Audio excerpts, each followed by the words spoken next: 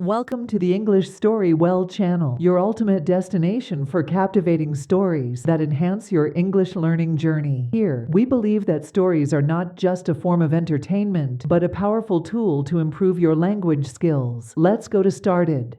This is the story of Sarah, a young professional who starts a new job at an office.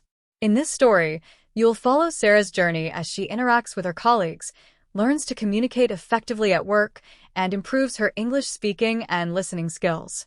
This story will help you understand and practice common English conversations that happen in the workplace, such as introducing yourself, discussing tasks with coworkers, asking for help, and participating in meetings.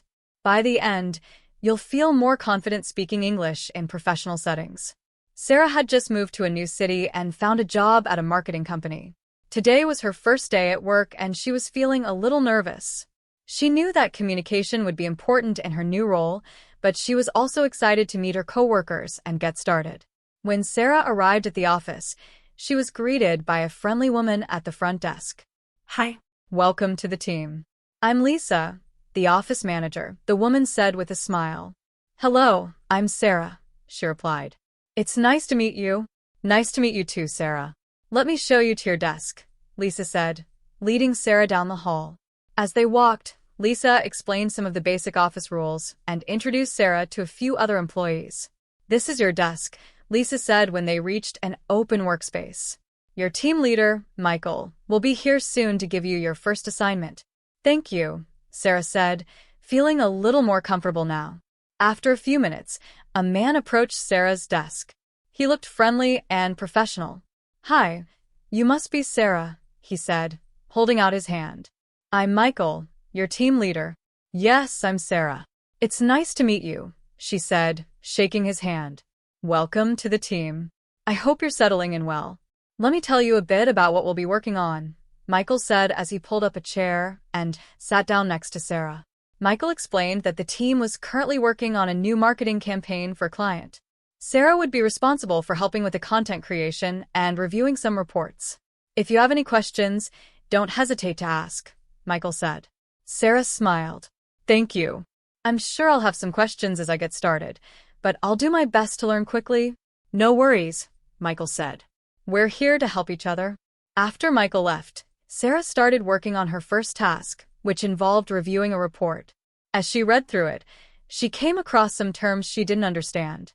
She felt a bit unsure but remembered that Michael had encouraged her to ask questions. She saw a colleague sitting at a nearby desk and decided to ask for help. Hi, Sarah said, walking over to the desk. I'm Sarah. I'm new here, and I was wondering if you could help me with something. The woman looked up and smiled. Of course. I'm Emma. What do you need help with? Well, I'm working on this report, but I'm not familiar with some of the terms. Could you explain what these mean? Sarah asked, pointing to a few words in the report. Emma looked at the report and nodded. Sure, I'd be happy to explain. This term refers to the client's target audience, and this one is about the marketing strategy they're using. As Emma explained, Sarah took notes and asked a few more questions. Thank you so much, Sarah said when they finished. That really helped. You're welcome, Emma replied. Feel free to ask me anything anytime. We all had to learn when we started too. Later that afternoon, Sarah received an email inviting her to a team meeting. She felt a little nervous, as this would be her first office meeting, and she wasn't sure what to expect. When the time came, Sarah walked into the meeting room. Several people were already seated around a large table, including Michael and Emma. Everyone smiled and greeted her as she sat down. All right, let's get started, Michael said, standing at the front of the room. We're here to discuss the progress on the new marketing campaign. I'd like everyone to give a quick update on their tasks. As the meeting went on, each team member shared what they had been working on. When it was Sarah's turn, she felt a little nervous, but she took a deep breath and spoke clearly. I've started reviewing the report for the campaign, and I'm learning about the key terms, Sarah said. Emma has been helping me understand some of the concepts, and I'm confident I'll be able to finish the review by tomorrow. Great work, Sarah, Michael said with a smile. If you need more help, don't hesitate to ask. We're all here to support each other. Sarah felt relieved and proud that she had spoken up in the meeting. It wasn't as difficult as she had expected. Over the next few weeks, Sarah became more comfortable at work. She learned to communicate effectively with her colleagues and participate in meetings with confidence. One day, Michael called Sarah into his office. "Sarah, you've been doing a great job so far," Michael said. "I'd like to give you more responsibility on the project. Would you be interested in leading the next phase of the campaign?" Sarah was surprised but excited. "Yes, I'd love to," she said. "Great," Michael replied. "I'll give you all the details, and you can start planning. Remember, if you need help or advice, I'm always here." Sarah felt proud that her hard work was being recognized. She knew that communicating well with her team had helped her build trust and relationships at work. Now that Sarah was leading part of the project, she had to organize a team meeting to discuss the next steps. This was her first time leading a meeting, and she wanted to make sure everything went smoothly. Before the meeting, Sarah prepared by writing down the key points she wanted to cover. She also thought about questions her team might ask and how she would answer them. When the meeting started, Sarah took a deep breath and began speaking confidently. "Thank you, everyone, for joining the meeting," she said. "We're moving into the next phase of the campaign, and I'd like to go over the tasks for each team member." Sarah explained the tasks clearly, making sure everyone understood their responsibilities. She also encouraged her team to ask questions and share their ideas. "Does anyone have any suggestions or concerns?" Sarah asked at the end of the meeting. Emma raised her hand. "I think we should look into adding some new social media platforms to the campaign. What do you think?" "That's a great idea, Emma," Sarah said. "Let's discuss it more after the meeting." After the meeting, several colleagues came up to Sarah to tell her she had done a great job leading the discussion.